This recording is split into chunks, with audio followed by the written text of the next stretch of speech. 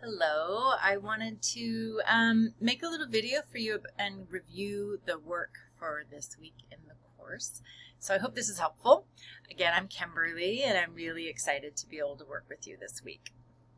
So what we're going to do for this little quick video is have you do a check-in with yourself. I'm going to review a little bit about the biology of what we're talking about, and then we'll talk a little bit about the somatic practices, and then kind of like how to use this information as you move forward. So first, we always just want to check in and breathe. So try to ground yourself best you can. Close your eyes for a minute. Maybe take 2 or 3 deep breaths and inhale and exhale. My dog's gonna bark. And inhale and exhale and inhale and exhale. So just reminding yourself for some affirmations that you are supported, you are safe, and you're here to learn and to grow. So whenever you have questions, I want you to check in with me. You can, I'll give you my number. You can text me, social media, however you want to do it is fine with me. I like making myself available. And I like to answer questions as they come up. So if you have something that's burning, don't wait until we meet the following week. Just check in whenever you can. I'm also creating a group on Facebook for those of you who do social media that's going to be private just for people who take the class. So if you want to use that as a resource, you can too. So I love this quote by Bessel van der Kolk. He wrote the book, The Body Keeps the Score, which is a book I'm going to recommend highly. And he says, being able to feel safe with other people is probably the single most important aspect of mental health. Safe connections are fundamental to meaningful and satisfying lives. And so once we create safety with other folks and we start feeling safe with ourselves, we can make really good progress. All right, so we have unpacked trauma in this unit so far, and we are looking at, first of all, what it's not. It's not just things that happen to you, okay?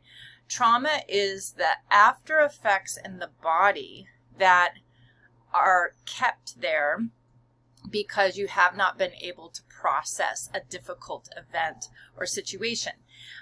We know a traditional way of assessing childhood trauma was ACEs. And maybe you took that quiz to see where you're at. And even if you had like a really low number, you may still have traces of traumatic experiences because everyone's different, we're wired differently, and how we are equipped as children may not have to be a dramatic, mom was a drug addict, or dad was in prison or something like this, or there was some sort of abuse, but like physical abuse or something, but it could be like, you were never acknowledged, you were ignored, your sister was preferred, you were left alone. There could be a lot of things that are impacting how you are showing up now for yourself and for your children. And it's particularly triggering when we have a child who's heavily dependent on us and for us to navigate the world with them. So, so definitely we want to think about that. The 2 other points I want to talk about is that, yes, there are spiritual and emotional elements to this, but a lot of it's physical. Right? There's a biology behind this, and a lot of us are not aware of that, and that there's an unconsciousness to this trauma and how it comes out. People joke all the time about like, oh, now I'm parenting my kids and I'm saying that thing my mom said to me that I said I would never say. There's a reason for that. It's wired in us and it's stored in our bodies. So like your bodies, you have, obviously neurons in your brain, but you also have neurons in your gut and other parts of your body where your body learns on a cellular level, has muscle memory, understands and recognizes danger. We have unconscious responses to things, including traumatic events. So when we are looking at triggers that we're having, like we're yelling or we're showing up, shutting down, or we're acting in a way that we don't feel comfortable with, it's not our best self, we have to really look at that and understand the role of like the vagus nerve and the ways we can help. When I was growing up, I had a lot had a lot of the ACEs type of trauma happen in my life. And I also had a lot of physical manifestations through things like passing out a lot or just completely shutting down. And I just thought it was like I was flawed. Like I just thought I was weak or flawed.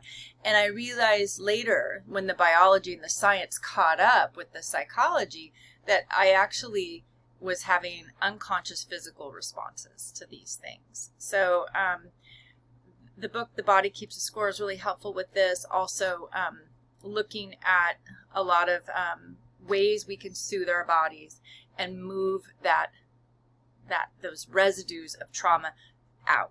Okay, so we're going to practice a lot of those. And I wanted to mention, because I use this term clean pain versus dirty pain in this unit, which comes from Resmaa Menakem's book, My Grandmother's Hands, which talks about racial trauma. And in that book, he does a great job with these terms, talking about dirty pain is when we go back to these old ways or we blow through someone else our pain. So we scream at, our partner or our kids when we're triggered, or we take out on someone else some of these things. That would be dirty pain. Clean pain is when we do the hard thing and it's uncomfortable, but it helps us. It helps clear us of that past thing so that we can move forward and in a way that feels more authentic to who we really are and that's more loving. Okay, and that can bring us equilibrium. So with trauma, we know that there's these responses, the flight, fight, freeze, or fawn. And when we are dealing with our triggers, it's nice to be able to notice these so that we understand where we're going, and then that's a sign. I'm getting triggered right now. I'm starting to fight, or I'm shutting down. And so we can kind of add space between an event and our reaction. We can respond, but maybe not react. We can give that space to let our bodies calm before we respond. Are we going to mess up? Of course. We're going to yell. We're going to say the wrong thing. We're going to walk away and huff. We'll do all the things, but maybe we'll do them less. And maybe bit by bit, we'll start finding more clarity and more peace. And so there's a lot of practices, so many practices we can try, and not all of them will work for all of you, but I hope that you try out at least all of them and see what works, and we'll talk about those more. Okay, so each lesson this is kind of general and it's not always consistent, but each lesson is supposed to be sort of set up with like some content and then, or like each module, some content, some examples and some sharing. Maybe examples I give, personal experience, or that others have, and then we take some actions and practice these things and then have some discussion. I've taught for a really long time, writing and other things, and physically and mentally doing things really helps with understanding and applying concepts. So we have to try it out. So we'll be checking in when we check in each week, and I'll be saying like, how did it go? What did you try? Did you try like writing it out? Did you try taking a breath or going and putting cold water on your face or something before this triggering event was going to unfold? Okay, so we'll check in a lot. So what are some things that might work? These are kind of most of the things, but not all of them, that we're going to talk about in as options in this course. So obviously meditation is one, and there's so many different types. I'm a certified meditation instructor, so I can talk to you at length if you want about types of meditation. I'm really good with folks who say, I've never meditated, or I don't like it, or it doesn't work for me, my brain won't quiet, and I can kind of guide you to maybe something that would work if you're interested. Somatic writing, so that's doing a little settling, getting your brain waves to like a more relaxed state, and then writing out. Doing breath work. There's different types. Kundalini yoga is really good for this, but there's other types of breath work, holotropic breathing, other kinds of breathing that you can do to help calm the nervous system, but also to help awaken it too. If you're angry and you want to process that anger, there's healthy ways to use your breath to do that.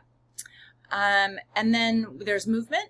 Definitely, I'm not into like, you need to exercise and do all these things, but some movement every day is really important, whether it's walking, stretching, yoga, swimming, whatever works for you, or you can squeeze in, even if it's 10 minutes, like literally, it will help. Walking barefoot on your grass, whatever you can do. Prioritizing your sleep. If you cannot change your sleep patterns, first just notice them. Start noticing and thinking about your sleeping, and then see if you can add in some things to make your sleep feel more pleasurable. It gets longer, you take away the screen ahead of time, you're able to have a cup of tea or whatever you do to kind of make your sleeping ritual sort of more pleasant. That would be a really good thing. And then some other rituals you could create. You could have a morning ritual. You could have rituals during the day that are like helpful before a difficult event. You have end of the day rituals. Rituals with your kids can be nice. I have one with mine where we do this thing. We put our hand on our heart, and every morning we say it in Spanish, but we'll say buenos dias, and I say my own name, Kimberly, te quiero, saying, good morning, Kimberly, I love you. And we say it to ourselves, but we say it in front of each other as a way to witness that we're going to walk through the day with trying to love ourselves. It feels awkward at first, but it really works, and my kids like it a lot.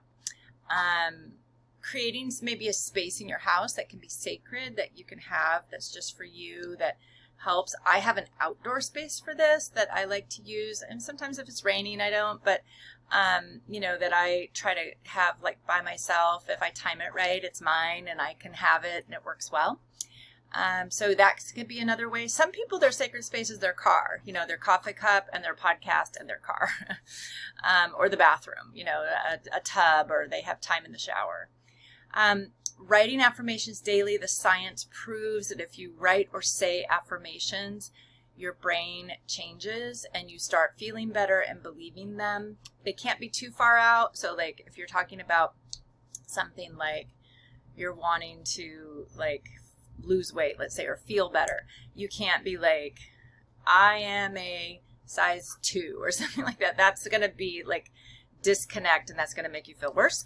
But if you can write affirmations, I am healthy, I have strong bones and feet, and I can walk, and I love, I am a good meditator, or I like to write, or I am happy today, or whatever it is. Your affirmations that you can write about how you feel will make you feel better. Looking at your food, fresh food is always really good. Even if you don't consistently eat well, like don't try to change the whole thing, but sneak in some fresh food and like give yourself some kudos for that. Using the soda approach, stopping, observing, adding some space before you take action. Okay. And then we're going to give you ways to soothe your vagus nerve, some massages, cool water, other things you can do. And then if you have the means or able to get body work done, whether that's chiropractor, massage, reflexology, whatever you can do, some Reiki, that is always a wonderful thing to help move trauma and stress throughout your body, to move it out. Okay. So the writing exercises I gave you, they're kind of two built into one. I didn't like the clarity on them. I think they need to be more clear. So on the first one, I really just wanted you to prepare by breathing a little bit, close your eyes, have some time, and write about a time when you were left alone or not supported during an emotionally difficult event. Don't edit, don't do anything else. Just write, and write as much as you can, as long as you want, until you feel like you're out of gas. You can then go back and read it over, think about it, process it. Then take a break. It might be a whole day or two. It might be longer. Don't do it right away, but at least a few minute break. And then the second writing, you want to imagine that you are that adult. You're that parent, you're that sibling, neighbor, whoever it was that should have shown up and been for you in that same situation in number 1. What should that have adult said, done, etc.? Write a letter to you as that person who was not helped, and write it from that adult perspective. Say, your name. So if I was writing about my issue, I'd say, Dear Kimberly, I saw what happened to you, and I am sorry, you know, and like take responsibility, be that adult, and write it that way. It's a really nice way to get some affirmations deep down and somatically for what you did not receive in that moment. Okay? So please try to do that. I think it'll be really effective. And we'll talk about how it went. And then lastly, once you've done those exercises, read over what you've written. And, you know, if you have the ability to read aloud, that can be very powerful. Don't try to edit or anything like that. You can add more if you want. But notice your body. Notice your breath as you're reading, how you felt afterwards, during. You might be kind of exhausted because emotionally processing this stuff is intense. You might feel some release. Maybe you weren't able to engage emotionally, so maybe you didn't feel too much. But at least whatever you did, thank yourself for showing up and trying something new, something different, maybe something a little bit uncomfortable. But you're stepping towards healing, so that's the most important part. Okay, so thank you so much for your time. I look forward to working with you guys all on Tuesday, and I'm just setting up, fingers crossed, I have one, maybe 2 guest speakers ready to go. So take care.